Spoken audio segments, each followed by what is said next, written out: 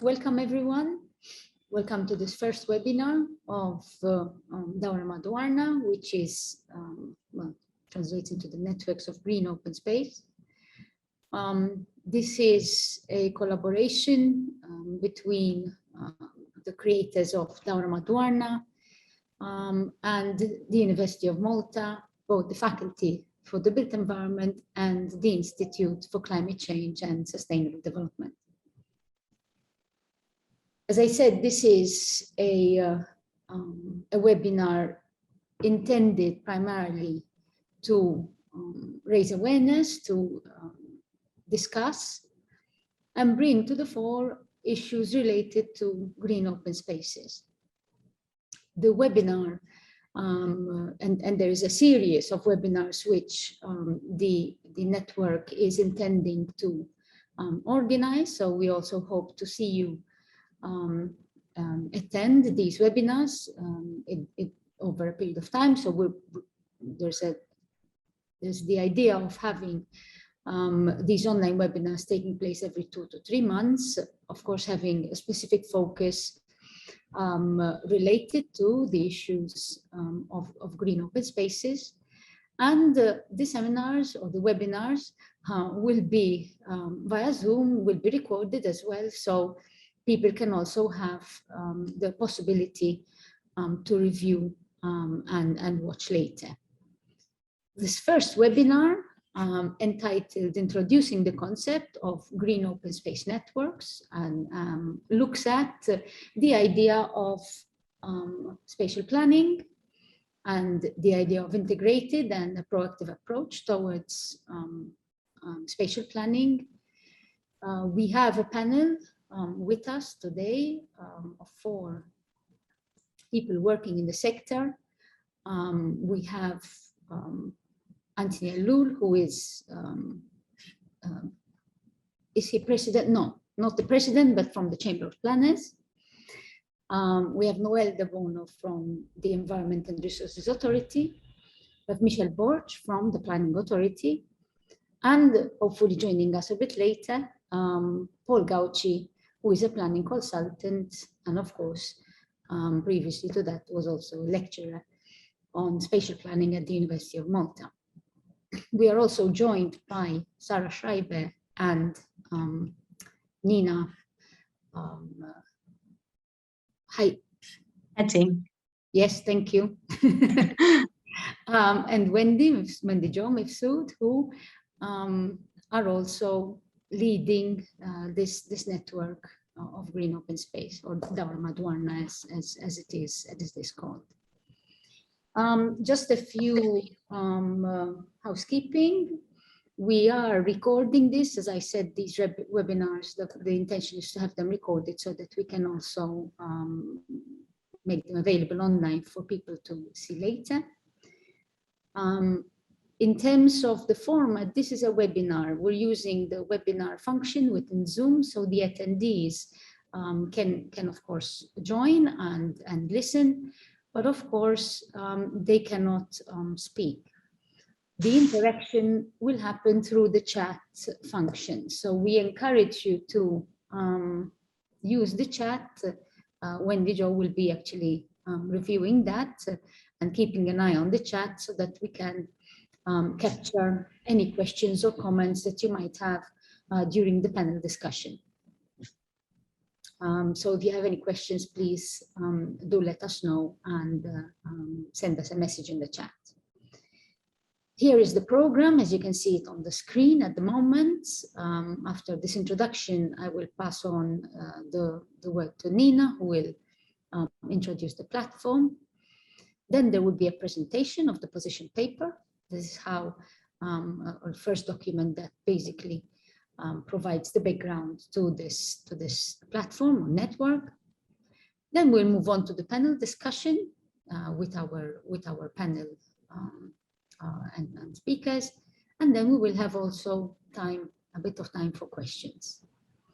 So I give the floor to Nina now so that she can kick off this first webinar. Thank you. Good afternoon. Thank you, Maria, for the introduction, and thanks to everyone who's following. So I'm just going to briefly introduce what Dawra Madwarna is about, our main aims, and what we do. Starting off, we're a voluntary organization, and our vision is to instill imagination about how our surroundings could look like when we combine health, well-being, nature, and local needs. One of our main aims is to create an ever-growing network of individuals from different backgrounds working together to transform public spaces in Malta. We set up this platform because we believe in being proactive, and we feel it's important to give people a space to dream and create a space for constructive and positive discussion. We want the platform to work as a catalyst in bringing people together to adopt a placemaking and people-centered approach. Through the platform's activities, we wish to raise awareness about the benefits of open spaces in urban areas. We plan to do this through some key outputs. One of them is to showcase visionary and forward-thinking ideas in the form of projects or case studies, and collect all these in one location on our homepage to create a publicly accessible archive. Another thing we are working on is to form a think tank of contributors to create an online toolkit. This will have links to various resources, such as research or book recommendations. We feel this could be an important contribution to supporting knowledge building and general awareness. Finally, we are working on various activities, such as events like this webinar series, community workshops, publications, and ongoing articles written by our think tank to share sustainable principles and practices. We'll soon be launching our homepage, but in the meantime, please check out our Facebook page for more information, and please contact us if you wish to contribute to this initiative. Thank you for listening, and I'm handing over to Maria again. Thank you, Nina. Now I give the floor to Sarah, who will be giving us a bit more detail about the position paper. That's the first publication of Dawra Madwarna, and what it contains and its ambitions. So, okay, thank you, Maria. We're all settled here again. So yes, I'm going to be presenting a position paper about green open space networks, which was basically co-authored by myself, Nina, Scheiber, and also Rachel Shikluna. It was developed in reply to a public consultation call on camping, caravaning, and picnicking sites on the Maltese islands. And we prepared it back in March using the North Harbour area as a case study. It responds to the situation that recreational areas close to where we live and work are quite limited.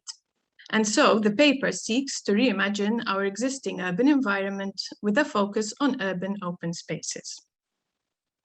The aim is to promote principles such as sociality, walkability, circular economy, green infrastructure, and nature-based solutions, and think about how our open spaces have the potential to tackle urban challenges.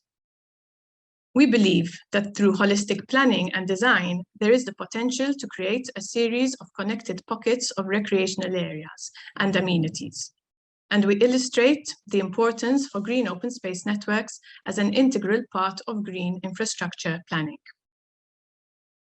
So if we turn to the Maltese context and we look at our urban areas, we can see that high population densities together with a dense urban fabric and high volumes of vehicular traffic is resulting in traffic congestion and a lack of recreational areas.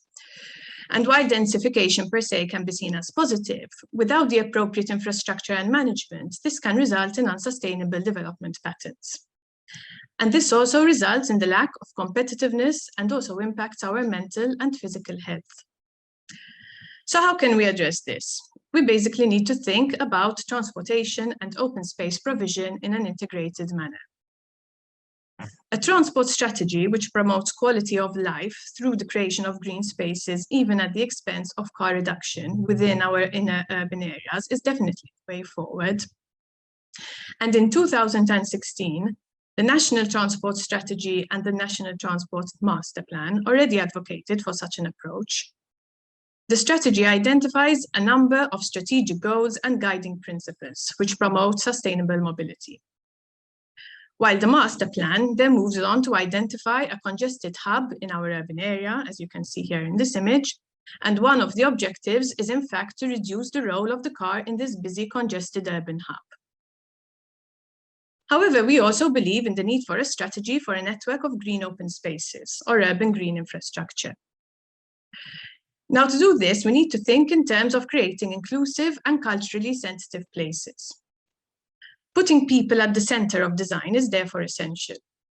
We need to consider not only the physical and environmental aspects, but also the social and political economic dimensions of public space. And if all dimensions are considered and inform the planning and design processes, then open spaces have the potential to provide a number of social, environmental, and economic benefits.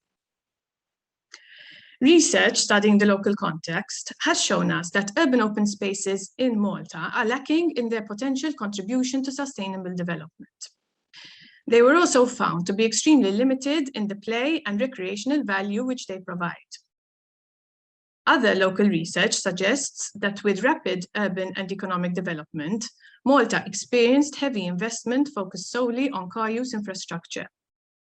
The leftover spaces have left the island with unsafe and uncomfortable environments for non-car users.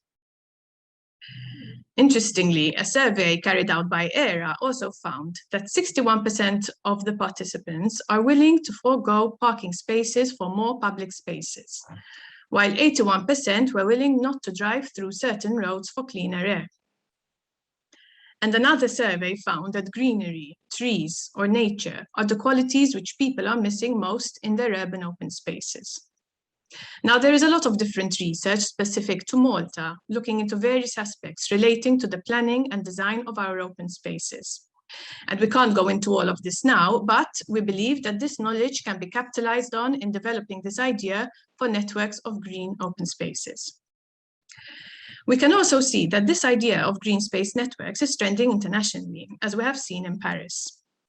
Even locally, investment in public spaces has shown how this can be a catalyst for regeneration, increasing both social and commercial value. And we see this in Valletta and also in Floriana, the waterfront project, and also through Dock 1 project, and even in Piazza Street. Now, you can look at this as a whole network of spaces, which act as a catalyst for regeneration, as was done in Liverpool. And the type of interventions can be small, like in Barcelona, for example, where parking was shifted underground to create informal recreational spaces in residential areas, or even more ambitious, such as reclaiming major vehicular infrastructure passing through urban centers. But now to move on to the proposal of this position paper. We believe that a strategy for a network of green open spaces would be an important planning tool. Such a strategy would be essential in prioritizing and planning resources, understanding the objectives and benefits, and creating awareness on the value of open space. It would enable the value of interventions to be understood as part of a wider context. If projects form part of a strategic vision, then through a number of smaller operations, a larger target can be achieved. It also envisages the potential for investment in a new form of public infrastructure. And lastly, having a strategic vision also advocates transparency and stimulates collaboration. So our vision is therefore for green open space networks within our urban areas. And based on research specific to the Maltese context, we have identified principles which we believe should guide the development of such green open space networks in Malta. The first stresses the importance of creating recreational space within urban areas, so within walking distance to our homes and workplaces. The second identifies the importance of thinking in terms of a network. That means ensuring strong pedestrian connections between the spaces. The third then focuses on how maximizing the presence of vegetation could increase the multifunctionality of urban open spaces. While the fourth relates to the need to ensure socially inclusive processes and culturally responsive proposals. And finally, the fifth, which is about the importance of good governance. Now, in developing such a network, we also need to think about the different types of spaces. So again, based on research, we present a potential classification of these typologies as shown here. And these come together to form what we call a hierarchy of spaces, which makes up the network. So the different types are classified in terms of size, character, and functionality. And this needs to be determined as part of a holistic approach. And so this is just a schematic to illustrate the idea. However, this would be the ultimate goal, to create a series of connected recreational areas and green pockets. Now, in doing this, we acknowledge that there is a direct relation between the quality of our open spaces and traffic infrastructure. And there is the need to rethink mobility in line with the National Transport Strategy and Master Plan. So what we have done is visualize the potential for recreational space if we had to adopt a more balanced approach to different forms of mobility. The objectives are illustrated through typological interventions, which, through conceptual ideas, seek to trigger the imagination. They serve as a helping hand in how an alternative or otherwise infrastructure could look like if we had to adopt a strategic approach to the planning of open space. So now we would like to show some examples. This is the Pinetum in Floriana, where we believe that through simple interventions and better management, the area can provide a more attractive urban park for walking, jogging, informal picnicking and play. It already does. However, simple interventions could further improve the area to provide that important contact with nature that people living in urban areas need. We also take Msida as an example of how a new public garden can be created by restructuring the traffic junction, where the aim would be to create a public space at the water's edge so that it can relate to the church's piazza and also allow for a more continuous promenade. Such a garden could create much needed space in dense urban areas for picnicking, informal nature playgrounds, spaces for scooters or skating, and even ball play. Our urban piazzas could also be spaces which allow for contact with nature. In the case of Valuta, for example, there is the opportunity to improve connections with the valley so as to create those links and opportunities to experience nature. We can also rethink infrastructure which has been designed such that leftover and underutilized spaces are created. Such spaces have the opportunity to become small incidental pocket parks if we can simply reorganize the street layouts more efficiently. Another idea is to identify streets which are wide enough to be redesigned to facilitate walking and jogging, so as to create green loops within our urban areas which can encourage an active lifestyle. We also believe that our urban streets should be redesigned, adopting a people-centered approach so as to maximize the social function of streets and ensure appropriate infrastructure for pedestrians. Ultimately, though, we also need to think about who will benefit from such an approach. We have therefore identified the potential stakeholders and how each might benefit. Thinking about how different stakeholders will benefit through such investment will allow this to happen. And finally, we conclude by advocating a systems-based approach to infrastructure as a means to developing such a strategy for green open space networks. What we present, therefore, is not a finished solution. It is more about an approach, about a process, about a strategic way of thinking. And such an approach would need to take into account cultural sensitivities, promote strategic and integrated planning, incorporate participatory and inclusive processes, and also have a strong research and evidence-based foundation. What we do believe, however, is that if we are to transform our open spaces and improve the quality of our urban environment and quality of life, then with the right studies, the solutions to do this and adopt such an approach can be found. And so, in conclusion, what we have tried to do is visualize what could be if we just took a step backwards and allowed ourselves space to think otherwise. Now, once again, we would like to thank all the authors and researchers who have contributed their work to this document, position paper. Thank you very much. Thank you, Marie. Thank you, Sarah. Thank you, Nina, for that introduction. So this provides us with a framework for the panel discussion. Hopefully also it provides for an overview of what to expect also in the following webinars as well. But let's focus on the first episode, episode 1. And as I said, the question is, how can we move towards an integrated and proactive open space planning approach? We have the speakers with us, or the panelists. I see that Paul also has joined us, but let's start off with I don't know, ladies first. Noelle, for example.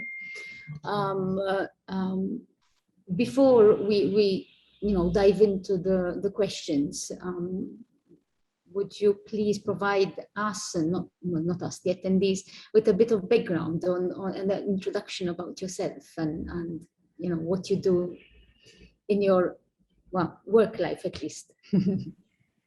Thank you. And thank you, Dawra Madwarna, for this invite. It's incidentally two topics that have tickled my fancy or academic interest and professional interest for quite a while now. I'm Noelle de Bono. I work for the Environment and Resources Authority. Currently, my main focus is working on the state of the environment reporting and the national strategy for the environment, the upcoming national strategy for environment, and trying to find ways on how to link both aspects together. Thank you. Thanks, Noelle. Michelle? Hi, thank you, Dawra Madwarna, for this invitation for your first episode. Let's hope we make it as interesting as possible for the sequels.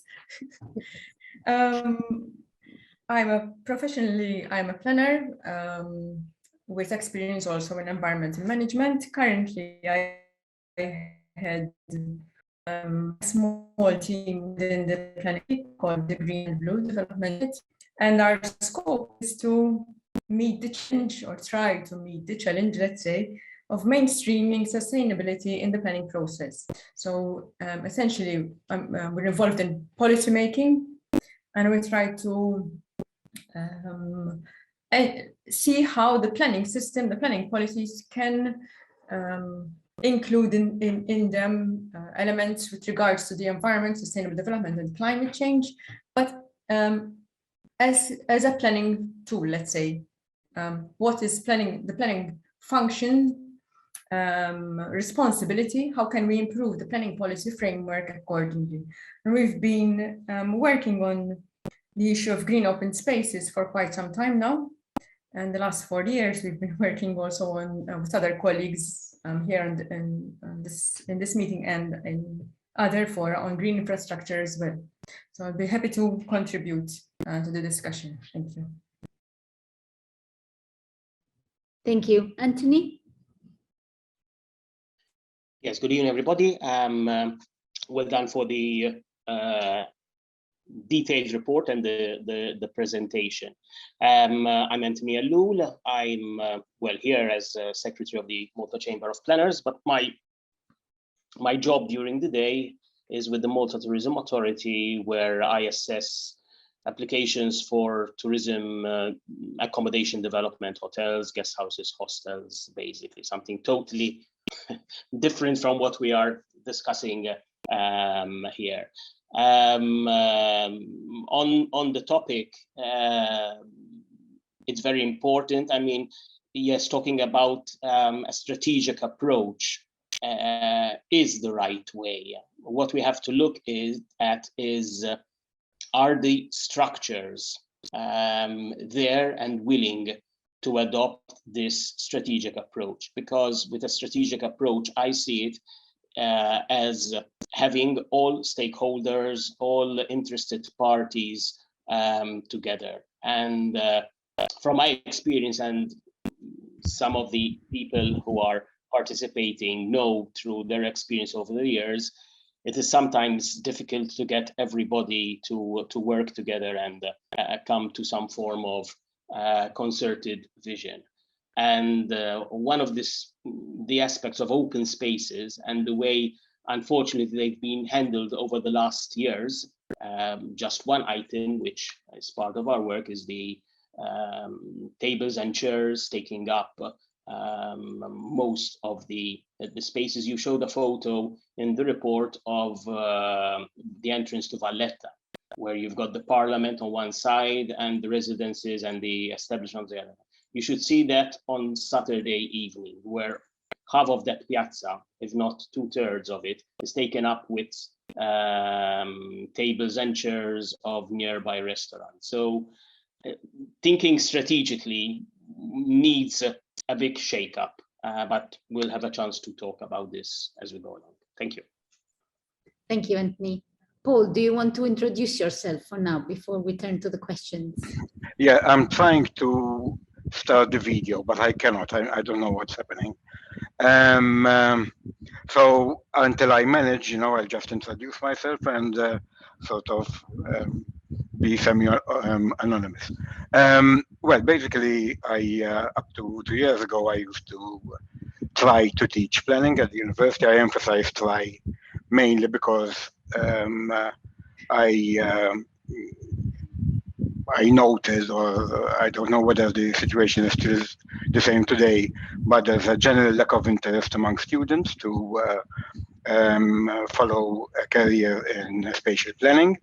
I mean, I personally think that one of the reasons is because the profession or the public image of the profession is very weak, mainly because of the controversies which we debated continuously in the media, and also because of the institutional factor, i.e., we all know that the political class tends to over-involve itself in the planning process. Mind you, I am not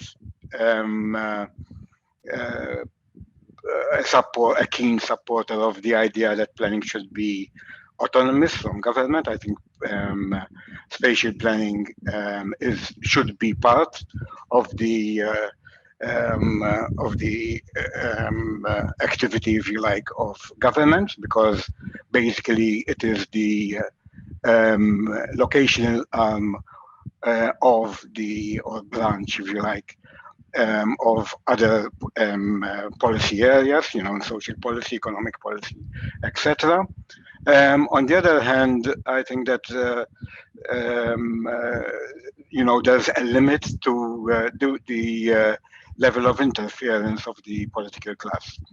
Now I'm retired, so I'm focusing not so much. Let's say I'm semi-retired, and I get involved in mainly environmental and transport studies, and since I am involved in a few major projects, sort of I can observe at first hand sort of the way sort of developers and planners and the political class interact with each other. One of the issues that I've noted, and I managed to observe, but this is something which I also observed when I was working on my PhD research many years ago, is the fear of the political class to appear to intervene in property rights. I mean, one of the issues which I discovered, for example, when I was doing my research, and then it led me to sort of to interpret the way the political class behaves, was I had never heard about it, but in 1969, the Prime Minister of the day decided that it was about time that the increase in property values resulting from government interventions, in our case, plans. I mean, a plan, if your property, if you're lucky enough, travel goletta lucky, to have your property located or designated as part of the development zone, you're going to have a substantial increase in its value. And the Prime Minister of the day proposed a 40% tax on the increase of value resulting from the inclusion or the designation of land for development. And then I discovered from the media, etc., and from talking to people who were close to the Prime Minister. This was the Prime Minister, not the minister responsible for planning. It was his personal intervention, that the cabinet threatened to resign So the reading, the proposed bill, or the bill, went only to the first reading. It was published in the Government Gazette. It did not even go to the second reading. And when I read went to the media, the reaction of the public was against it was incredible. I mean, this is what I mean.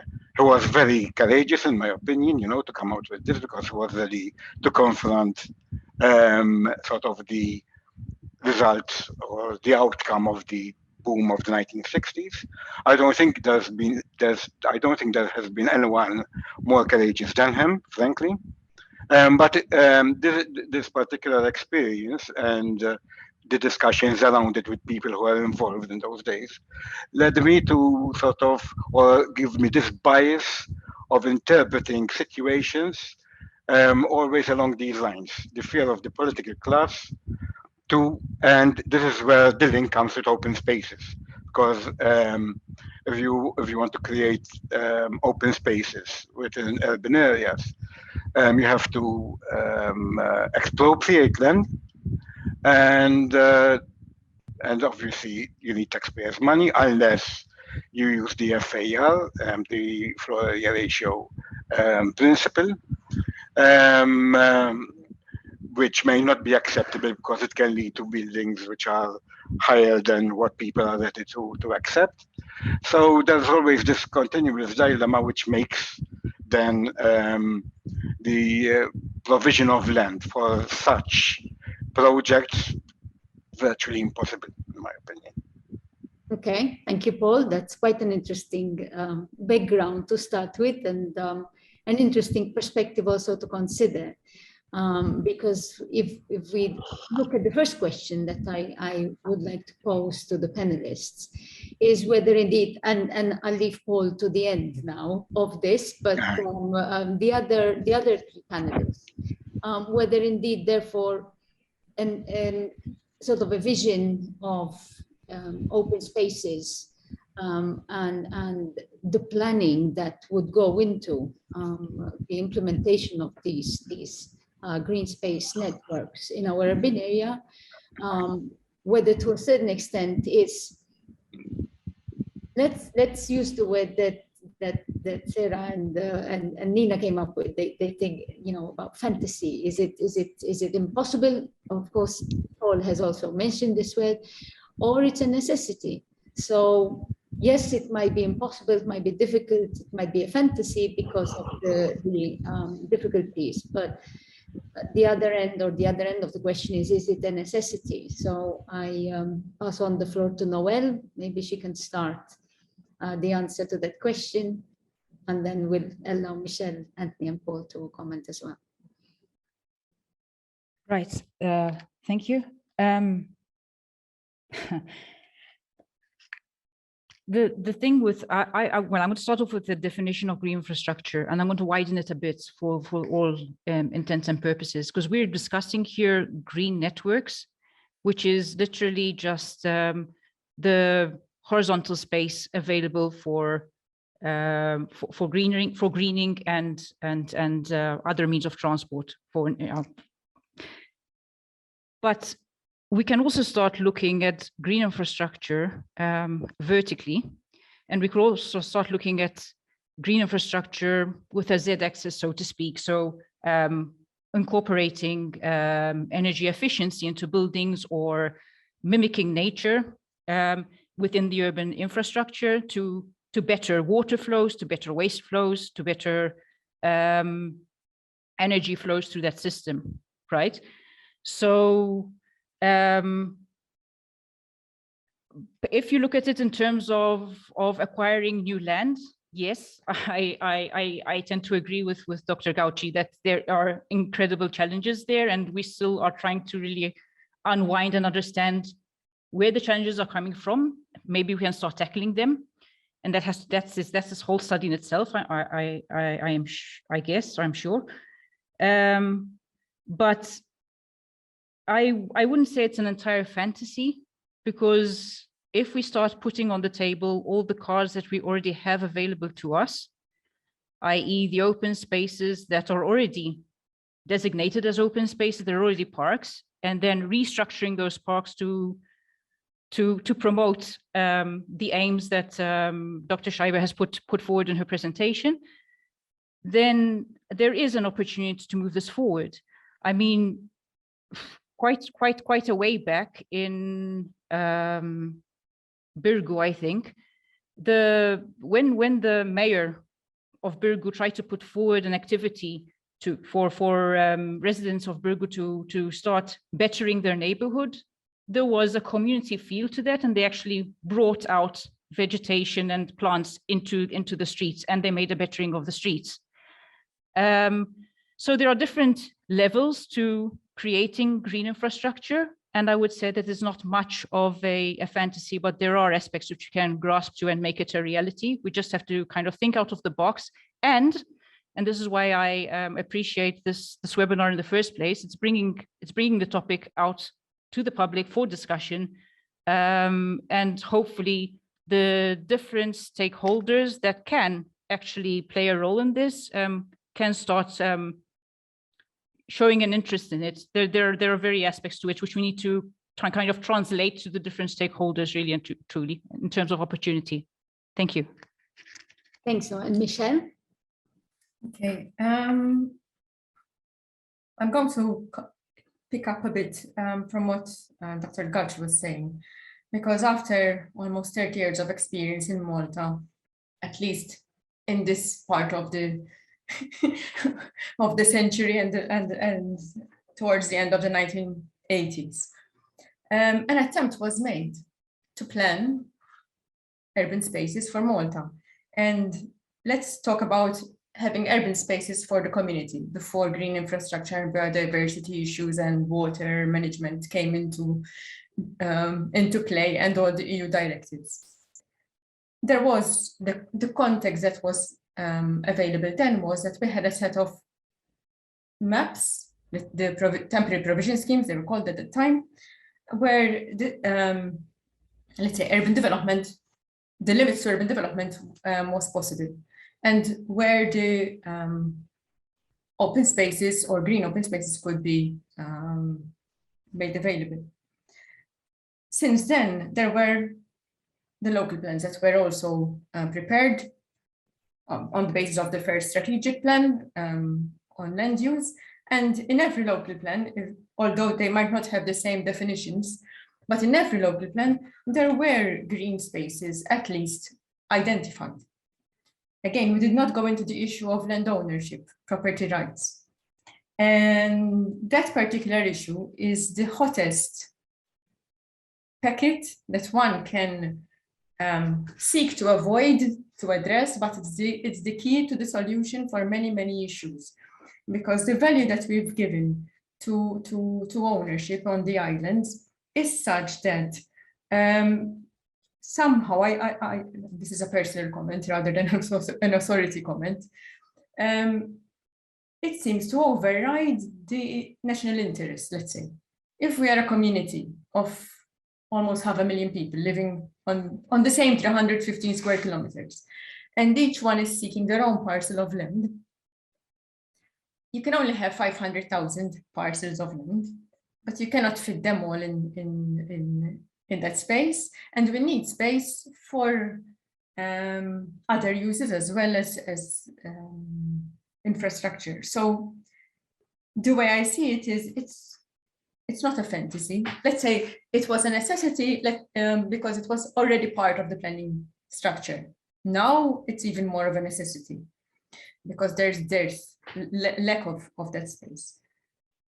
And if it's a little bit of a fantasy, it's good because it's a challenge for us to try and see how to really address it. The way I see things is that many problems are human-made. All you need is enough humans to try and change the priority. If there are more people aware of why we need these open spaces in our urban areas, then they will create a demand for it. And their voices together might be loud enough to at least start from small pockets, and the fantasy starts to become reality. Thank you, Michelle. Anthony?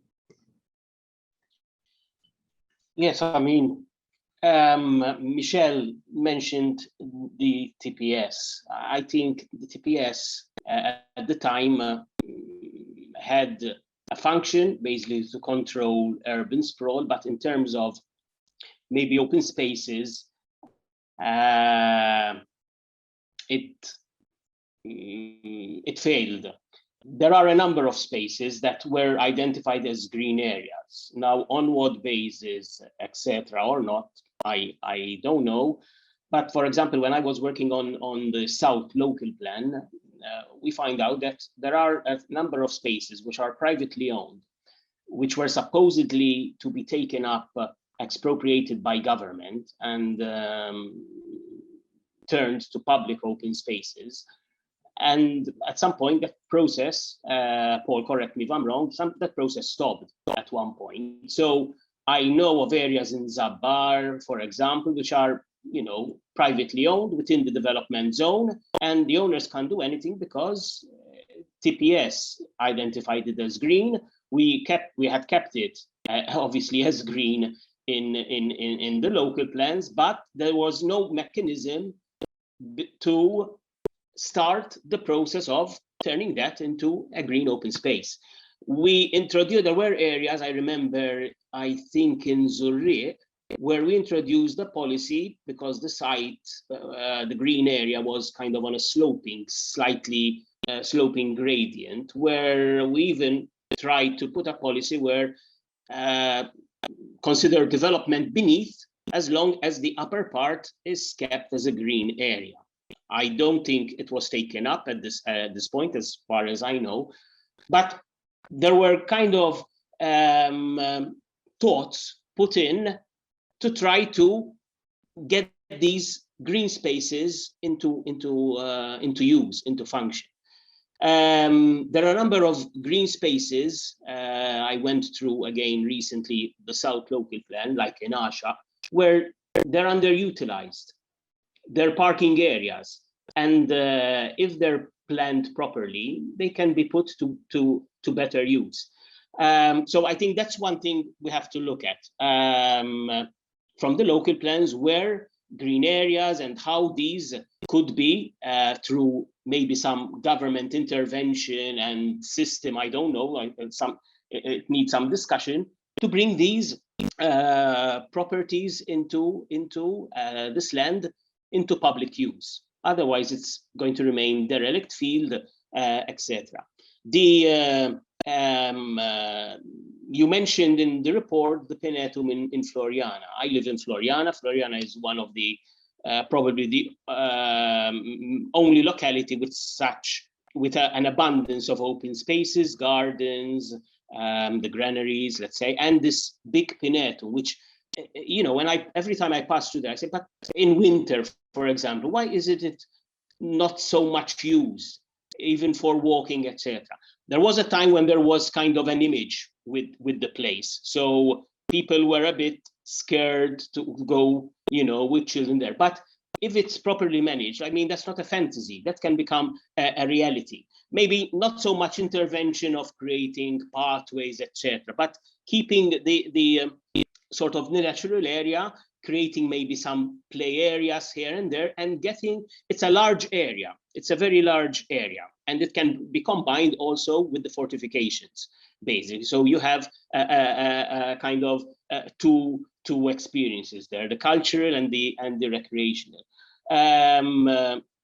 Since it's a glacis, it's sloping, so in a way, children playing with a ball, etc., might not be so easy. But that's a place, yes, where something can be done. The other thing with the FAR, unfortunately, I'm not much of a keen person on the FAR. From what I know and what I see, the FAR was supposedly to create open spaces, but when I look at tall buildings, particularly the one in Paula, and there's one in Gzira, let me mention that, the open spaces, Paula, there's not really open space because it's just the steps leading to the transport authority. So it's not a space where people can enjoy, because that's what I think we mean with public open space, where people can go, relax, children can play, etc. The one in Gżira, also it's taken up, the last time I walked there, it's taken up by the catering facilities at the ground floor, so tables and chairs, etc. So at the end, what is the FAR creating? It's creating high-rise buildings, but is it really giving to the public what at least the policy says? 50% should be public open space. So that's one thing where one has to maybe redefine that aspect. And the last thing I mentioned before is the outdoor dining policy, the tables and chairs, which taking up every corner, every pavement, every public open space. We mentioned Valletta, where Merchant Street, which should be a pleasure walking along Merchant Street, pedestrianized, etc. But you have to do what we call a skiing slalom, basically, to walk along the street, and even Republic Street. So the thinking, unfortunately, isn't going back to what you're proposing and before, the strategic, that public open spaces are seen as, yes, we're giving something to the public open spaces, but then they end up being taken for some other use other than the enjoyment by the public. Very valid points, Anthony, and I can share the frustration, having been actively involved in the pedestrianization of Merchant Street. So it hurts a bit here when I see what is happening in Merchant Street, I must admit. Paul, in addition to what the original question was, which you kindly sort of answered in your first intervention, how do we move towards proactively planning for these spaces? Sort of nudging you up from sort of the impossibility of thinking that they could not happen. I think I share.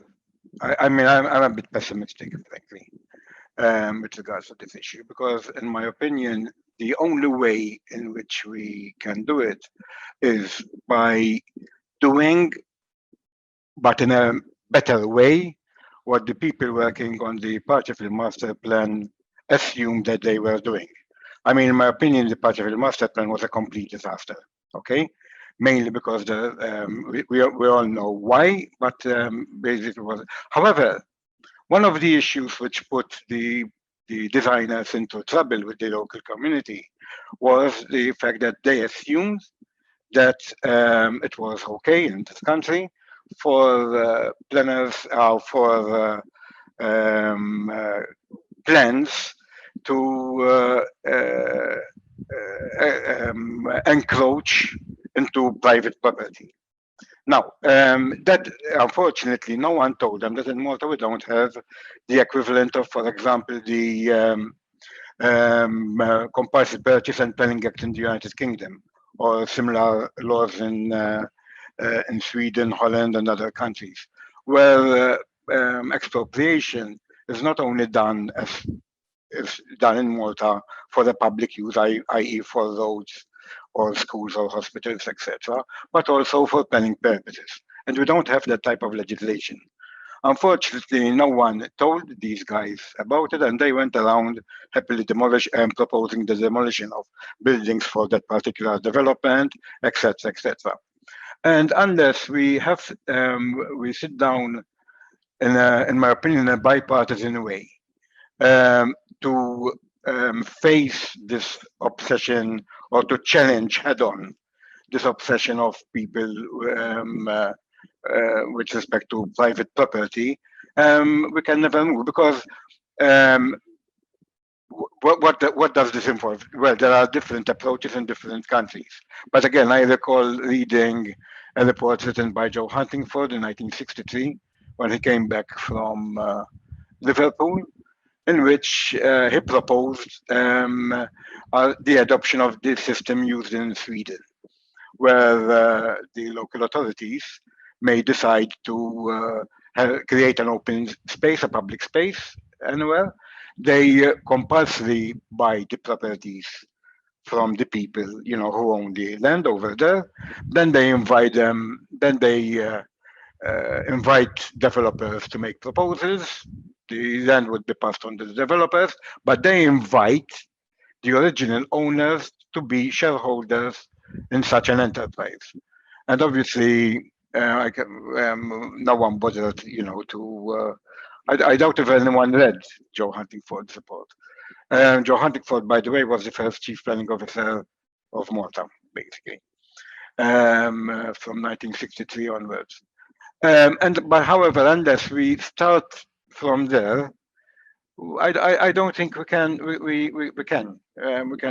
anything about it. And obviously, I agree with Tony that the FAR policy failed completely. Initially, it was the first experiment was pretty successful, in Parcherville. What the development here adjacent to Villa Rosa, what's it called? I can't remember. But then the second attempt was not the one in Paula. The second one was Intercontinental Hotel in 1997, 1998.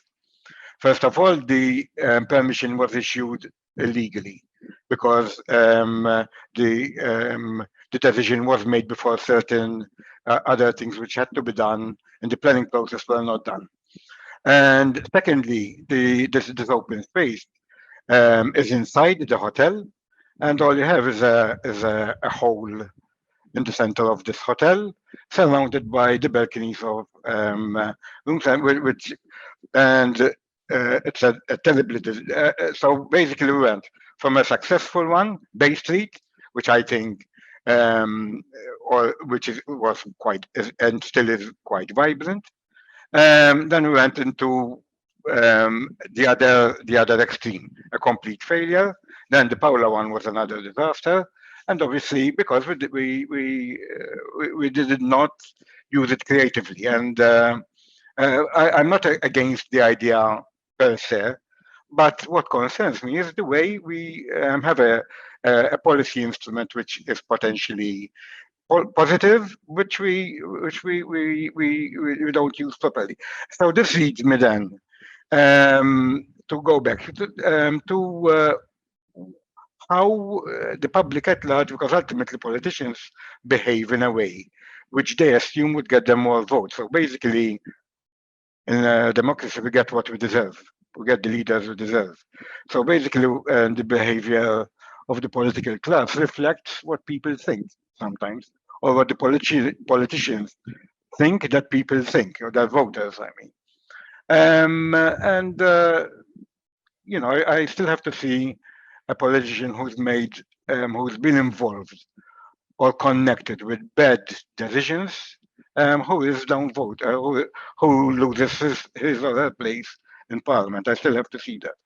So ultimately, as I said, my views are always, I have to admit that my views are always colored by this, let's call it, obsession of mine with respect to the way the political class behaves. And there are some politicians who are worse than others.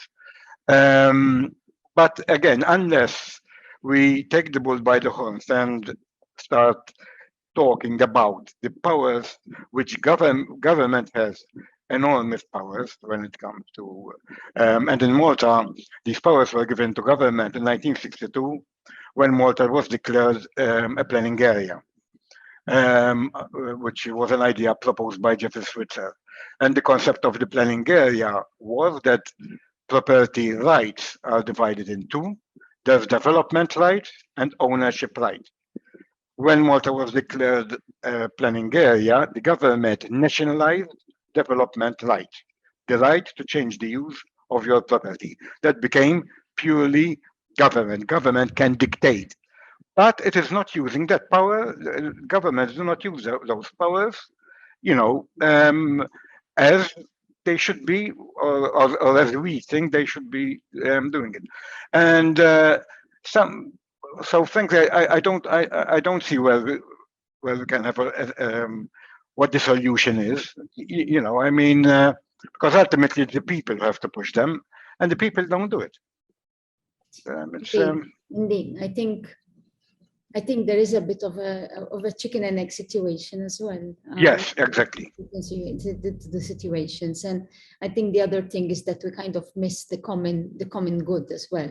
So there's a lot of selfish and sort of individual good, but very limited vision in terms of the common good. But I'll pass on to Michelle now.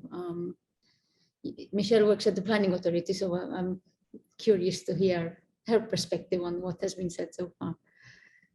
To be honest, I have always thought of myself as an optimist. Nowadays, I'm becoming a realist with a tinge of negativity. And I'm saying this because I've been with colleagues and ex-colleagues. We seem to have been headbutting on a really strong wall. And the thing is that we might say it's the planning authority that's at fault, or government is at fault, or whatever authority is at fault. But if we are a democracy, it's us, the Maltese people, who vote our representatives. And I think also, again, it's a personal perception. Historically, we've only been in power of ourselves, of our own territory, for less than 60 years. So we're practically teenagers, still running rampant, not really knowing or realizing that there is no granddaddy that's going to take care of us or mommy. We have to take care of our messes. Now, we haven't stepped up, and we need to step up. And we've been trying. There have been many attempts to step up. But somehow, and I also see it, and it's not just me, the question of property rights is linked to also the lack of diversity in terms of economic potential that one can have. Every person to have more money, to have security, to have a good life for himself, herself, her family, invests in property. And we've been doing that increasingly over the last 2 or 3 decades, if not more, from what Paul was saying. And even previously, probably our grandparents' generation. Land ownership was in an area where land is a limited resource. It's a very, very valuable asset. And we haven't had a similar, let's say, impetus to diversify what you can do with your money in addition to real estate. And even, for example, in that sense, we can have a lot of plans. You have all the solutions, all of us, even three persons here in the panel can sit down and write a national plan. Some of the public would want it, but then who is willing to give up some space? If somebody else sees that they're not going to lose as much space, they might agree. But the ones who will lose out more might put a spokes in the wheel and not allow a proposal to go through. And that is also one of the possible aspects why the Partial Master Plan fell through as well. Because personal interests also always also seem to come up. In my view, and as Paul was saying, spatial planning is one instrument for government, for any government to administer a country. And I think that one of the responsibilities of any government to remember is that spatial planning is a national tool. So the first client is not the applicant, but the public, the one who never submits an application. We are the urban users. We are the urban people who live in our urban areas. So governments should enable spatial planning to be proactive in that way. The solutions are complicated, but life is complicated. The thing is to try and find alternative ways of how to reach solutions. Why is it that in other countries, for example, people are willing to pay more income tax for better social benefits. Why? They're not forced. They agree because they believe that it's for their own benefit. Why don't we trust each other to give each other the service that we demand? Well, that's just some additional thoughts put in. Thank you for that. I notice also the comments from Ruben in the chat, which I think he makes some valid comments with regards to the investments that we make in terms of green urban recreational space. The question that he poses is whether the public is eager to have green urban recreational spaces. And he gives some examples of green spaces, which in actual fact have been provided and redeveloped, costing millions of euros to embellish, if you want to put it this way, but then they're not used. So he poses these questions also with respect to the policies that exist. So he mentions the strategy, he mentions the master plan, but also then the conflicts of these plans with the actual implementation. So we've seen in the presentation from Sarah the MSIDA case, for example. Of course, we know that government has the plans to build a giant flyover there. So, but giant is my kind of little additional adjective there, but it looks addition, you know, it does look giant for the space that is there. So I think there are some interesting comments in Ruben's message there. Thank you very much, Ruben, for your comments. I wish to pass on to Noel again. Or Anthony, do you want to continue on that? Yes, please. I was going to start a new question. Yeah. But Briefly on Ruben's comment, which in fact I wanted to mention, and Ruben mentioned it, is the Laparelli ditch garden. I mean, it may be good in design, etc., but how accessible it is. I mean, I enter Saturday evening, Valletta. Yes, there are a couple of group of youngsters, etc., but not the quantity, because it's not accessible. Who's going down there? So it's a ditch. The Mdina one is more accessible because you go through the gate. I might be mistaken. I don't know if it's the Greeks gate or where there's the car park, etc. And immediately you can go through. So it's more accessible. The green areas have to be accessible. The Laparelli, the ditch, is difficult. So I presume that's why it's not so used. One thing maybe with regards to the ownership issue, etc.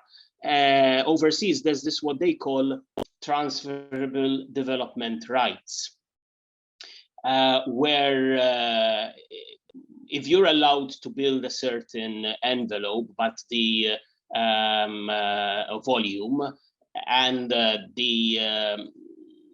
if that is built, it's going to affect either you know, a landmark building or a heritage building, etc. Those rights are kind of put, I'm not going into the mechanism, into kind of a bank, etc. And the density is increased somewhere else where it is less impacting, etc. So there are some tools. My problem is, and as Paul was saying, is that we, like the FAR, you try to introduce something with a positive purpose, but then the implementation leads to something completely different. So whilst there are some mechanisms which one can try to look at and maybe see whether they can work here, because our mentality, as we've been saying, is different than the British or the American mentality, where you have this type of basically measures, is that it will be completely used in a different way than it was intended. So yes, there may be measures that one can look at to bring these public open spaces or encourage people to give up part of their area, but the worth or the value is put in a bank, and you know, they will cash that somewhere else. I mean, I'm putting it in simple terms. So one can look at such mechanisms to bring these open spaces in fruition, basically. One other stumbling block maybe that needs to be done, and if going along the strategic, is the relationship between central government or planning authority in this case and local government. You get local councils who try to create open spaces, etc. But there's a small area, hey, let's do it at Piazza or etc. But then such ideas are affected by maybe planning decisions, where suddenly you get a development which disrupts a whole, let's say, holistic issue, holistic approach. So unless local governments have a strong say in what's happening in their locality, that will allow them to plan for these networks and open spaces, they are always at the risk of coming up with something which is then disrupted by a planning authority decision. So I think this aspect and the linkage affects the approach to getting public open spaces. Yes, I would tend to agree. We don't have really a good track record of implementation in terms of at least strong differences between sort of the intended ideas, particularly for land and transport planning, and then how it sort of turns out in the implementation stage. Noel, with regards to ERA, do you see any role? Do you see any contribution, or possibly a mechanism which would allow, you mentioned you were working on the environment policy, that would allow for a stronger emphasis on the need for green spaces, considering not only the environmental benefit, but also the benefit to well-being, to health, to mental health, and so on?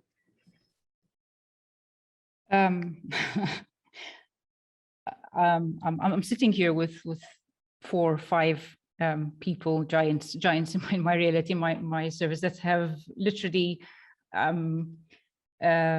pinched my mind and made me think outside the box hundreds of times. For I thank you all. Even I extend that to Perita, Bella, really and truly. But clearly, I'm also out of sync with the tone that's being presented here, and it's possibly due to my naivety, or else me clinging on to a thread of hope, or else through the feedback that we've received to the National Strategy for the Environment so far, which has been very positive. And I'm going to explain what we've experienced so far, but obviously I'm very much aware that it takes a lot more to walk the talk, literally. But last year, we published the National Strategy for the Environment Vision, which was titled The Wellbeing First Vision. And I want to put in a disclaimer that well-being is referred to environmental well-being particularly, and not social well-being at large, the whole definition of the term.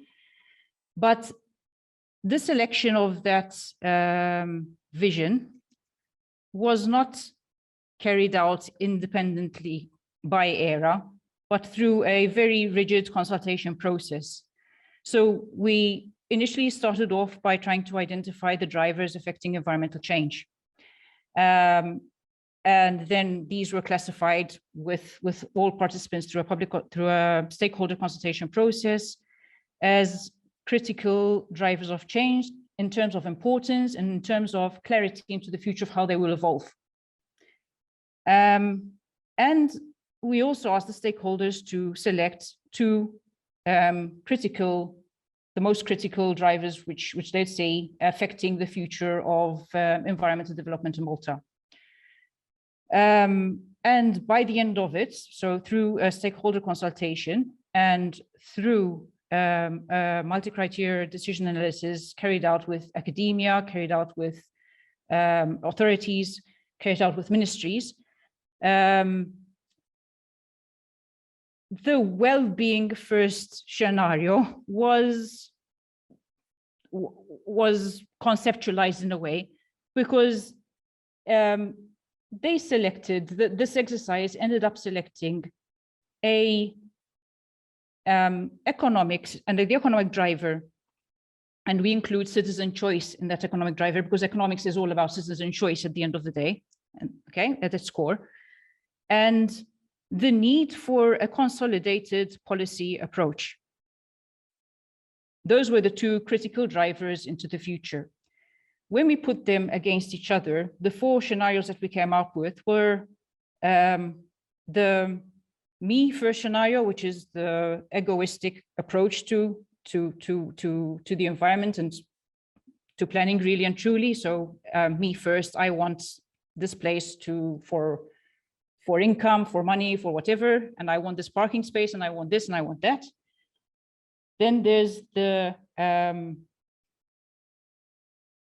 sectoral approach, which is kind of a balance between the me approach and a kind of governance structure in place. There's the market approach, which is still verging slightly onto the me approach, but it's very market oriented, like USA kind of scenario. We're promoting the market. And then there was the well-being approach, which is at the extreme of it would be a utopian reality. And through our consultations, I mean, the fact that people chose independently, and this is a result that came out through the different consultations without our involvement really, they actually chose the well-being approach. And because in our communication with them, we were talking to people from different walks of life and different participatory roles in society and in the institutions and in everything basically. And they all carried along with them an environmentalist approach to the questions that we were posing to them. And they were asking us for an improved environment, and not just in their environment is in the natural environment, which we tend to maybe our minds go to when we mention environment, but when they're talking about environment, they're actually talking about their living environment, the urban environments that they live in day to day. So I now ask, because I'm not sure, yes, I agree with the comments put to the table about the green open spaces not being used, but is the question really about them not being used because people are not interested in green spaces and having those green spaces? Or is it because we're not understanding what the green spaces or those places should be about in the first place? Coming to what my organization, the role that my organization can play, we are still trying to develop the national strategy for the environment. As you can appreciate, it's a very complex process with all the different topics and permutations of the topics involved. But the approach adopted so far is a thinking out of the box approach. So I'm still clinging on to that thread of hope that somehow we'll manage to introduce structures,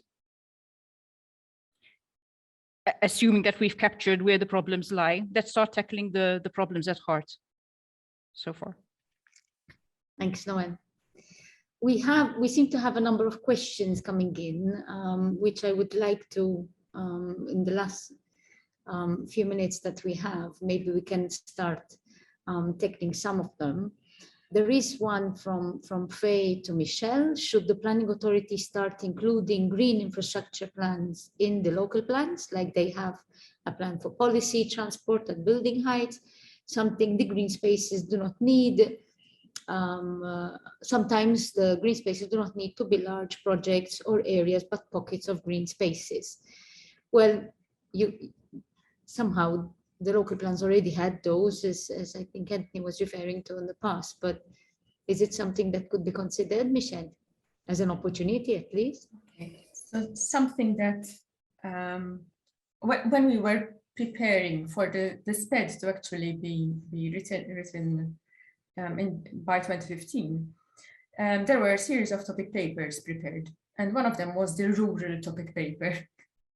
It's about the countryside. And a proposal that a colleague was working on it made was the idea of having, because the presentation by Sarah triggered it, a green belt around the urban area. So we were already thinking about that in the early 2000s as planners.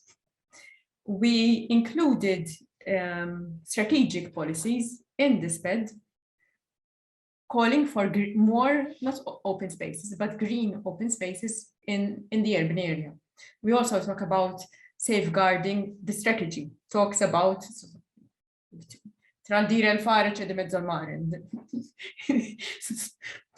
there's a lot of ifs and buts between what's written down and what actually happens in reality. But the strategic direction was there. And it was following government policy and direction to have more green open spaces, to act as corridors between different areas, even as corridors for biodiversity, for example.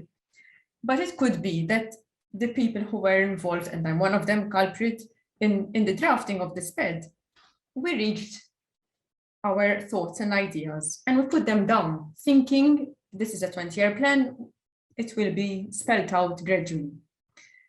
But sometimes, and this happens to many of us, we get a grasp of the subject and then we think and believe that if we're talking, let's say, amongst ourselves, us and the participants, now we're trying to get a common understanding, but the people out there have not heard this discussion, so they will not be aware of certain issues. So we thought that the SPED has that strategy, now everybody will follow it.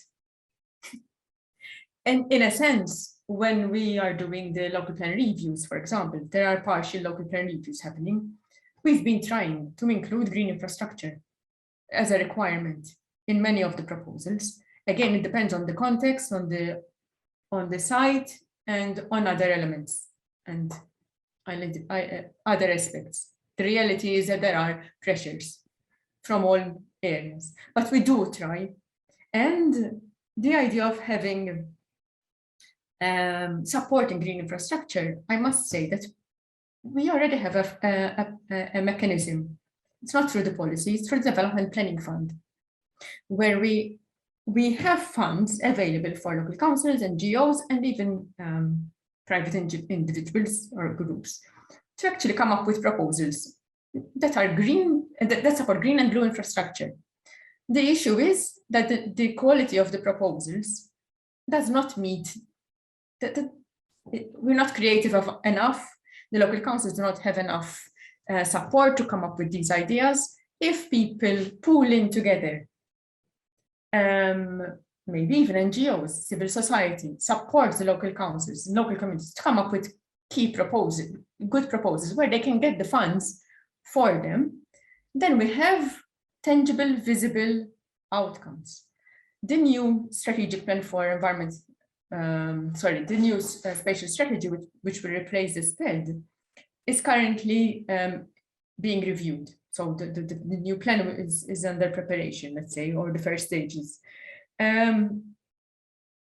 I will not say I am sure that green spaces will be an issue because I will be jumping the gun, but I'm sure it will not be forgotten. So the challenge now is to see whether the current SPED policies were actually really effective enough, or should we improve on them to make this, at least to make this spatial planning tool more supportive to enable green open spaces, especially in urban areas. Yes, and whilst Michelle was talking, I was also reading Raphael's comments, because he said, he pointed out to some of the more successful examples of places where that they have been successfully sort of adapted to be open and green. He mentions the Upper and Lower Barker Gardens in Valletta, and he said, although unlike the North Harbour, the South Harbour is endowed with an abundance of underused heritage infrastructure. The Cotton Rail lines he mentions could be easily converted into green networks.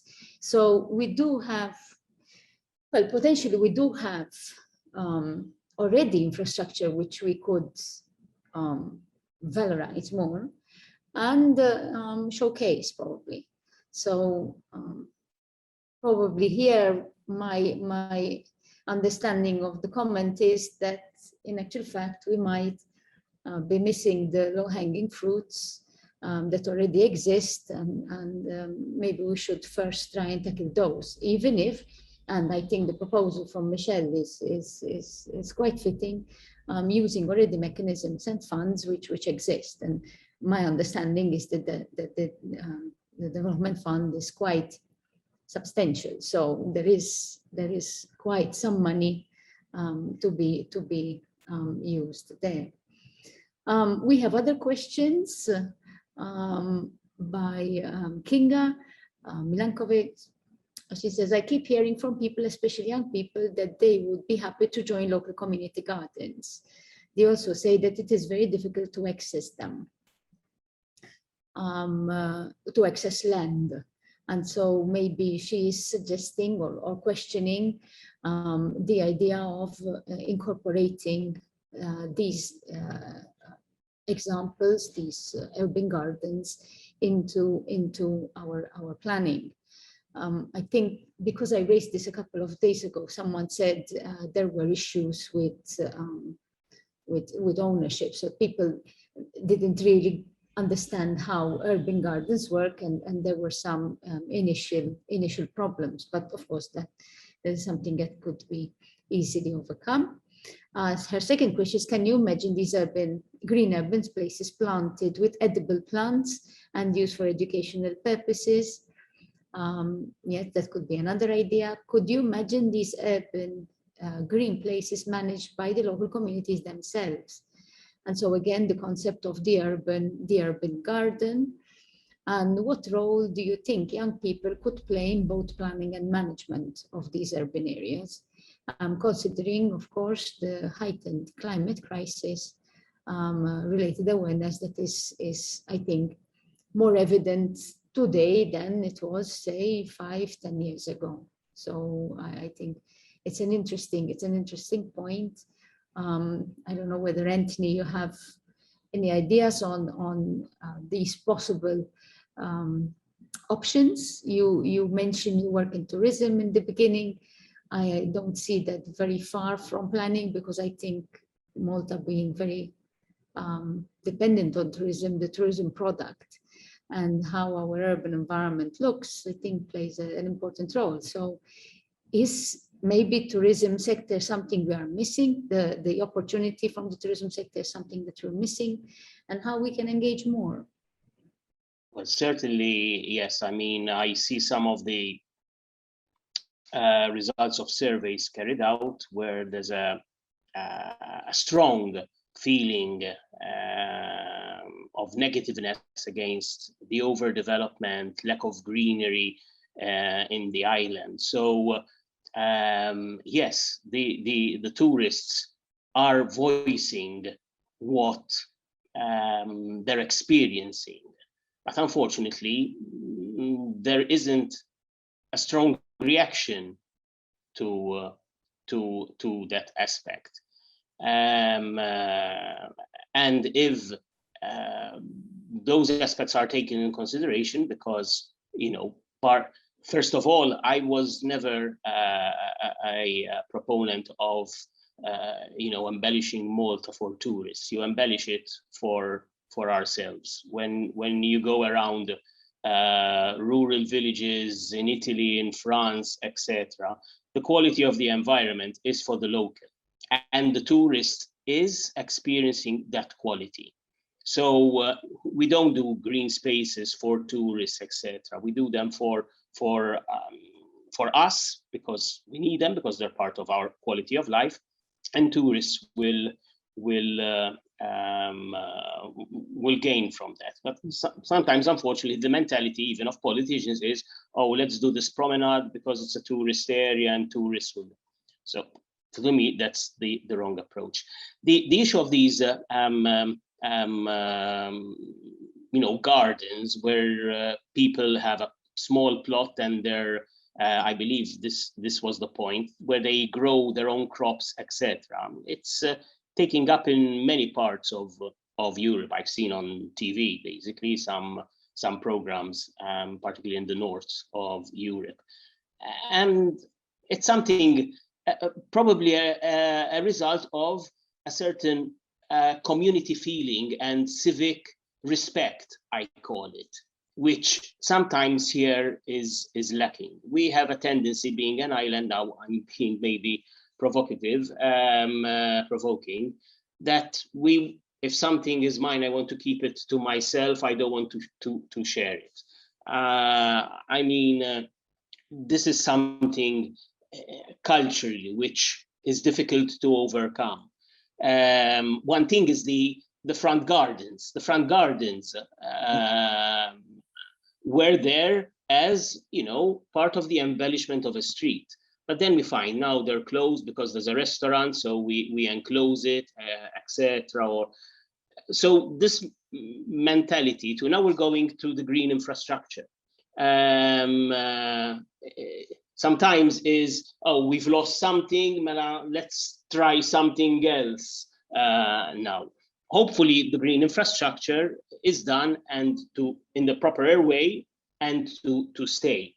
Maybe an idea, this thing of gardens, if you can't have them in community spaces, if you have schools or large roof surfaces, government, where they start to implement these roof gardens and allow locals to, grow their tomatoes, their potato, whatever you can grow, etc. And try to bring in the community and use these spaces. If you can't use them at ground level, try to use them at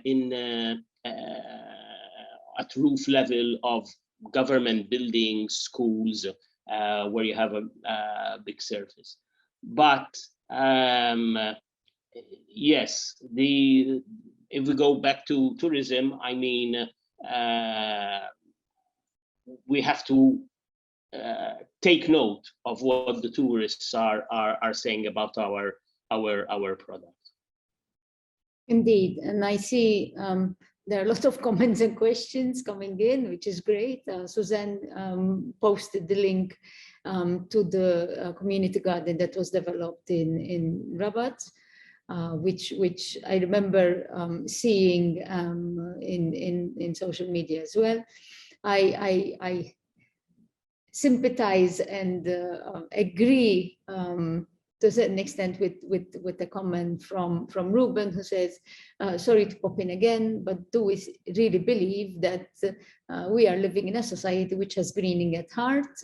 And he mentions well, at least for me, famous case where an NGO was given the opportunity to take care and manage a green area, but because of pressure from residents, and politicians not rising to the opportunity, basically, they obliged to the request, and the management of the area was passed on back to the government or government contractor. There was also another question from Elena Marco. Do you see room through the planning authority or the local councils or otherwise for more informal grassroots avenues to planning, since encroaching on public space seems to be a local forte? Do you think it could be harnessed in some way? In the very small scale, obviously. I don't know, Paul, what do you think of this? Actually, when the urban gardens idea, when you started discussing it, I couldn't help thinking about a dissertation which I examined about 3 or 4 years ago about allotments in Malta. And it was an excellent dissertation. However, the student discovered that one reason why we don't have allotments, English style allotments in the country, apparently some politicians did try, to work in the background, or some people in the agricultural ministry. I don't know exactly, but they try to throw feelers around. But one reason was that owners of properties on the urban peripheries or fringes refused to have their land to be used even temporarily, or they could lease that, etc., for allotments, because they were hoping that someday, the red line around, they would be sort of, the land would become part of the development zone, and obviously, so basically, there's still this thing about. Apparently, he discovered that, according to a survey he carried out, he discovered that there is interest in such approaches. However, there's always resistance, and always we go back to the issue of property ownership. But now I would like to go back to the TDR, which was mentioned by Tony, the transfer of development rights. Basically, that's a marketist approach. I mean, the idea is that in TDR areas, as they are called, and this is an Americanata, and the Americans are always trying to come out with ideas which are market-oriented, rather than regulatory, like which are the type of they came up with the FAR idea. The first experiment was the Rockefeller building, that famous ice rink, which when Christmas approaches would be packed with people, and it was basically the Rockefeller family trying to project a good image of themselves after destroying a lot of land, because through the oil fields in the United States. But then the Americans came out with the TDR. I'm mentioning it because I was involved once in Parcherville, the Pender Place.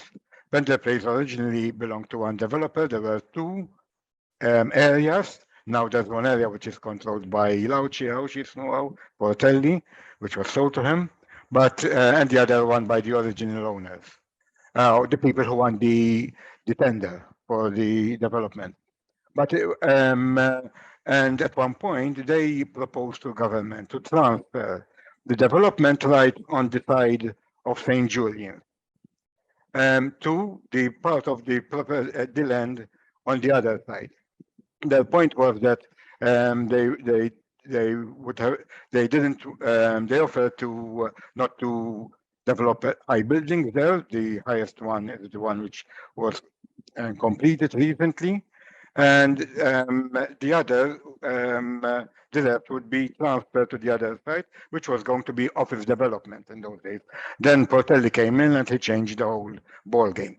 And something similar happened also in Tinia and Manuel Island, where about 8,000 square meters were transferred of development right from Manuel Island to Tinia. However, the transfer was always from the left pocket to the right pocket of the same developer. Now the Americans, what they do is they declare an area which is where the average mean height would be, I don't know, 10 stories, 12, 15. Then some areas may be, or the landowners in some areas may be told that the local authority or the local government would prefer it if that area would be low-rise.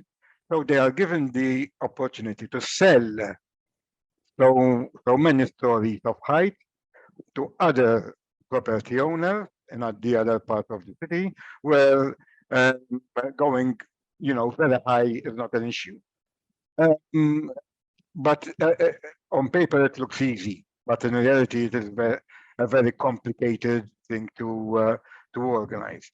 But again, I mean, in my view, and here I agree with Tony, is that we, going back to the issue of property right, which we talked about, unless the people, the landowner in areas where the intensity of development has to be, or the density of development has to be reduced for open space, etc. Unless you make it profitable for them, I mean, financially, I mean, you're not going anywhere, and we have to start thinking along these lines. I mean, in my younger days, I used to be very much against these type of marketist approaches because I was an anti-capitalist and all that stuff. But nowadays, you know, when you grow up, sort of you try to see how things can be done realistically. However, this said, I mean, we talked about the green belt. Michelle mentioned the idea of the green belt. In the United Kingdom, the green belt was a policy and a flexible policy, and planners defended to that. I mean, and it's still very much in Malta. Our green belt, because we had a green belt when we declared the red lines in 1988, the TPSs. I mean, there have been so many encroachments into our agreement, and no one is bothered. And in the UK, right now, one of the ministers responsible for planning, who was the housing minister, generic, was kicked out by Johnson because he did not manage to come out with an idea, because they have a housing problem like we have over there, and the only solution they think is going into the green belt and take it. But he did not manage to do it because the people living near the green belt are mostly conservative, very well rich conservatives, and this person, generic, had to negotiate with them. He did not succeed, and Johnson kicked him out, hoping that the new guy is going to be successful. But my point is that there is something in the grassroots in the United Kingdom which protects the green belt. In Malta, we don't have that. I mean, yes. How many times have we seen in the media so many millions of square, or so many thousands of square meters of the old desert have been built up? Yes, yes. And we read about them and nothing happens. It links also to what Ruben was saying with regards to our love for the green. Yes, it's true. Yes. Well, thank you very much. I think we've gone a bit beyond the time we've promised. Thank you to the panelists for the very interesting and very engaging discussion. I would like to just pass on the last few comments to Sarah, and then she will close up and wrap up the whole event.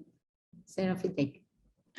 Okay, thank you. Well, actually, at one point I wanted to refer back, so I'm just going to refer back slightly to a comment which Michelle passed on the Development Planning Fund, and which relates to some of the aspects which have been mentioned. So, for example, the Development Planning Fund has recently been reformed to, yes, promote the idea of green infrastructure. So I think there are steps which are being taken through policy and through implementation mechanisms to promote such things. Because one of the ideas which we are promoting is obviously the transformation or the risk structuring of existing spaces.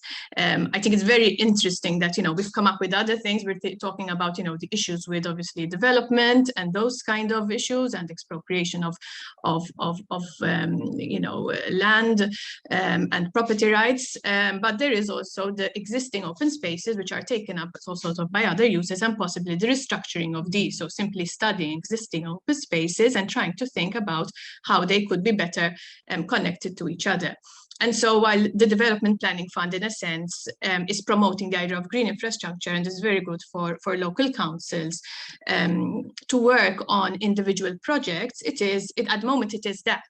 So you can focus on projects and you can implement a project, and it's also encouraging the idea of collaboration. So now bringing in NGOs and this idea of engaging with communities, which is what we have been saying. So trying to get the community involved, which is where then we are also trying to have spaces which respond to what the public needs. It was mentioned also, do we have the right spaces? Are they isolated? Do they connect to our communities?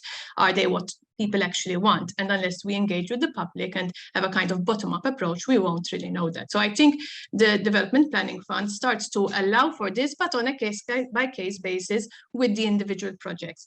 I think we are still lacking mechanisms which allow for the proactive planning, the strategic planning. So that is, for example, locality plans. If a local council wants to think of putting together a plan for green infrastructure for its open spaces, spaces, an open space locality plan, there aren't funds which can fund just the study, just the planning of it, and just the engaging with the community to help the local councils, provide them with the expertise and support, which was being mentioned. You know, local council needs support and expertise to do this. So the planning, while we may be starting to move forward with the idea of, okay, the projects, the ideas, translating them into design, but you know, the individual project, not the actual planning to then get the additional benefits of green infrastructure. And this is why we are focusing on this idea of a network, and obviously the integration with transport.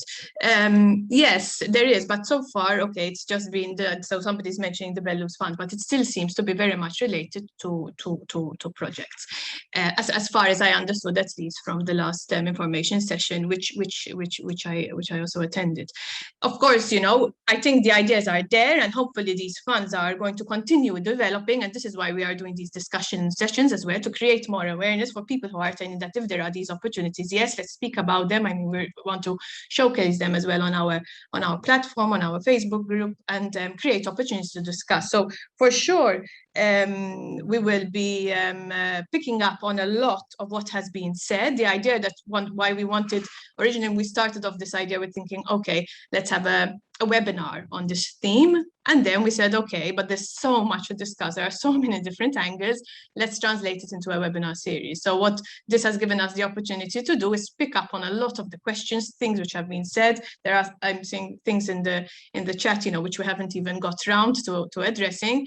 And we will be able to organize different sessions focusing on different aspects and bringing in different areas of expertise to discuss the different things. So I really want to thank everyone who has, the panelists for contributing, for being here and contributing to the discussion, and everyone who has attended, you know, for the engagement as well, and for you know, posting in the chat and contributing to the discussion. I hope it has been interesting for everyone, and I hope we can continue to you know, have such you know, more of these sessions and have such interesting discussions to create ultimately more awareness about this. Thank you, Maria, for moderating and helping us and supporting us with the development of all of this. Finally, you almost left that part out. And to Wendy for the co-organization as well, of course, and she's there on the side. Thank you, everyone. So I don't know who's the host originally, but someone will stop recording and we'll close off the webinar. Thank you, everyone. Thank you. Thanks, and we'll see you next time. Yes. Thank you all.